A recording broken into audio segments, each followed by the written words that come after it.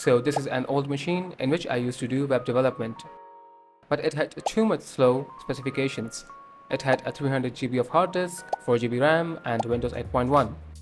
But recently I have upgraded this PC and I have upgraded the RAM from 4 GB to 8 GB DDR3.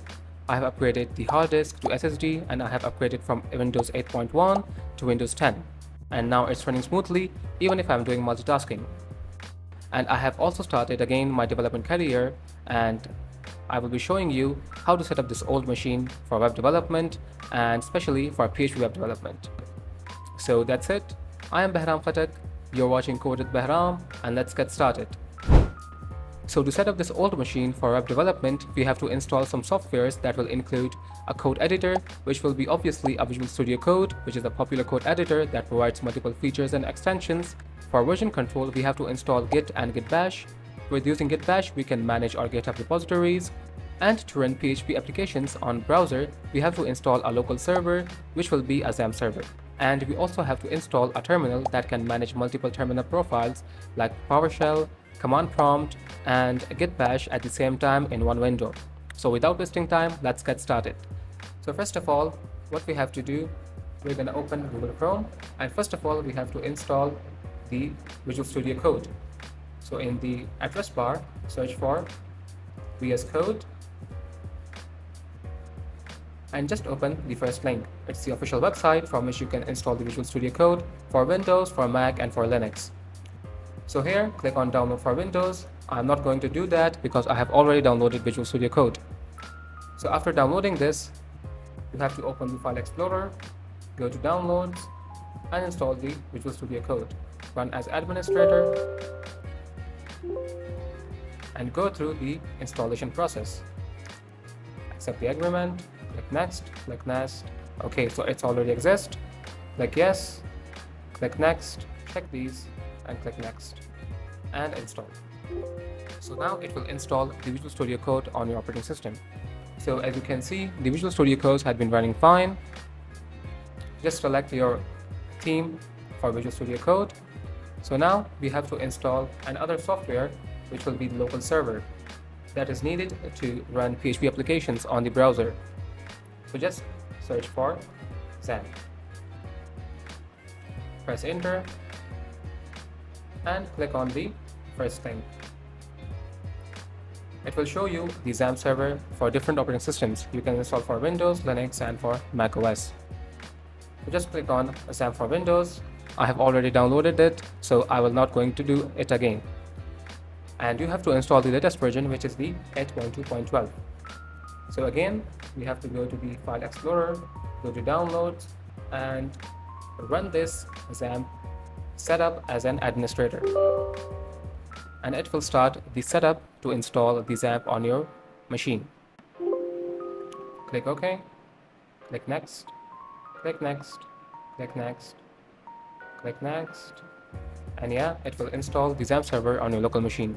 So the Xampp server has been installed, and now it will ask you to allow the public networks and private networks. So just click on Allow Access, and it will finish the installation. Now you just have to click on Finish, and it will open the control panel of Xampp server. So as you can see, the Xampp server also includes MySQL, Apache, FileZilla, Mercury, and Tomcat. And you can also access the phpMyAdmin from here if you click on Start MySQL and click on just allow the access for MySQL. Click on Start Apache, and if you click on Admin, so it will start the phpMyAdmin from the browser. And as you can see, this is our phpMyAdmin from which you can manage the databases of MySQL. So now we're going to install Git, which is used to manage the GitHub repositories on the command line. So for that, we have to go to the Chrome and search for Git. Just click on the Download for Windows link and just click here to download for Windows. And now it's downloading for Windows, but I'm not going to do that because I have already downloaded Git. So now just go to the File Explorer, go to Downloads, and run the installation setup as an administrator. Click yes. So this is the installation setup.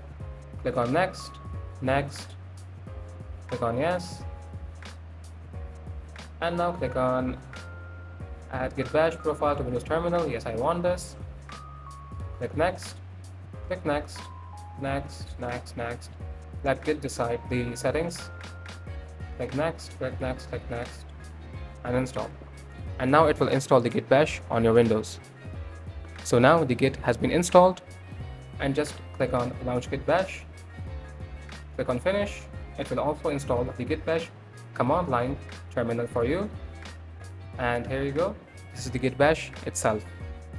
Okay, so now we have multiple terminals like PowerShell, command line, and Git Bash.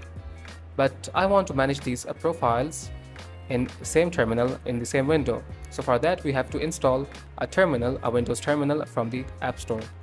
So just click on App Store, and here in the App Store search for Windows Terminal. Search for Windows Terminal, press enter, and here's the Windows Terminal itself. Just click on it and click on Get, and it will install the Windows Terminal on your PC. So now the Windows Terminal has been installed, so just click on Open and it will start the terminal. So as you can see, this terminal is so much good as compared to the default Git Bash terminal. So here you can manage multiple terminal profiles like Git Bash, Azure Cloud Shell, Command Prompt, and Windows PowerShell. But what if I want the Git Bash to be the default profile of this terminal? So for that you have to go to the settings, and here in the default profile section, scroll down and click on Git Bash. Save the changes, close the terminal, settings, and close the terminal itself. And now just search for terminal, press enter, and now as you can see, our default terminal is Git Bash. So now the terminal has been installed, Git Bash has been installed, local server and Visual Studio Code code editor has been installed. So now let's just create a simple PHP file and run it through the local server on the browser. So now let's just navigate to the Xampp htdocs folder, which will be inside the C folder. Okay, so we are currently now inside the C folder. Let me just zoom it. Okay, so if you do ls here, so it will list all of the files and folders in the current folder. Okay, so we have to go to the Xampp folder, which is right here. We can use the cd command and write Xampp. We are now in the Xampp folder. Here, if you do list ls, so it will list all of the files and folders which is inside the Xampp folder. So here we want to go to the htdocs folder. Here it is. We have the htdocs folder here. So navigate to the folder htdocs. Okay, so here we have to create a folder, and then we have to create a simple PHP file, and then we will run this file through the localhost and on the browser. So to create an empty directory from the command line, you have to run a simple command, which is mkdir, which stands for make directory, a space, and name your directory, which will be php_test. Just run the ls command to list the folders and file, and here you go, we have the folder itself. So just navigate to the folder using cd command. So we are now inside the folder. Clear the terminal, run the ls command so we can see the files and folders. So the folder is now currently empty. So now we will open this folder inside the VS Code. So to open this folder inside the VS Code, we have to run a command which is code dot, and this command will open this folder inside the VS Code. So as you can see here, just check this and click on this. So we are inside the PHP test folder. So open the terminal, and as you can see, the default terminal profile is PowerShell. And if you want to change this profile to Git Bash, just click on the arrow down button here and click on the Git Bash. So it will shift to the Git Bash profile. So here, what we're gonna do, let's zoom it up. Okay, so here we have to create a simple PHP index file so that we can run this file inside the local server and on the browser. And as you know, the local server automatically runs the index.php file. Okay, so to create a file from the command line, you have to run a simple command, which is touch index.php, and press enter. And as you can see, it created a simple index.php file. Navigate to the file, and here open the PHP tag, and it's a PHP file, so we don't have to close the PHP tag. So here we will echo the traditional code of programming, which is hello world. Yeah, so now let's just run this file from the localhost and in the browser. So just save this file, go to your browser, search for localhost. Okay, so why it's not running? Because our localhost Xampp is not running, MySQL is not running, and Apache is not running. So to run Apache and MySQL, we have to search for Xampp, press enter, it will start the control panel, it will open the control panel, and now just click on start Apache and start MySQL. And now refresh the page. So after refreshing the page, you can see the default dashboard that is provided by the Xampp folder. But if I want to navigate to the folder and run the file that I created previously, so you have to go and select the dashboard, remove it, and write here the folder name, which is PHP test. So as you can see, as I told you, the localhost server automatically runs the index.php file. And as you can see, the hello world code has been echoed. So this was all about setting up Windows and an old machine for web development.